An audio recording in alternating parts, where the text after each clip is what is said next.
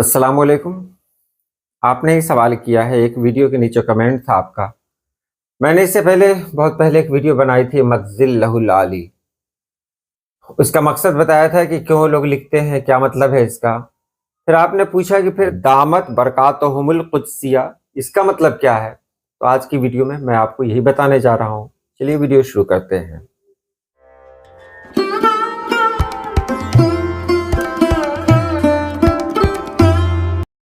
दामत बरकातहुमुल कुद्सिया ये अरबी ज़बान का एक जुमला है जो अमूमन अजीम रूहानी शख्सियात या औलिया के लिए एहतरामन इस्तेमाल किया जाता है।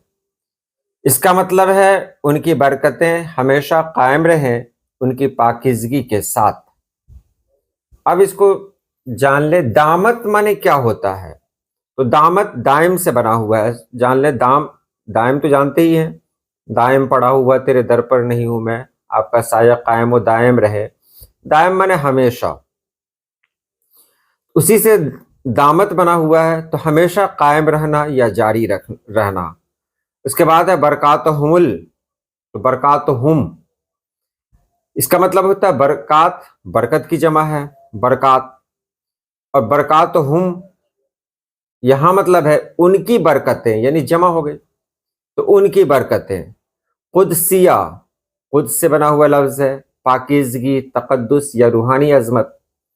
मतलब हुआ कि उनकी बरकतें हमेशा हम पर कायम रहें इसी पाकीज़गी के साथ।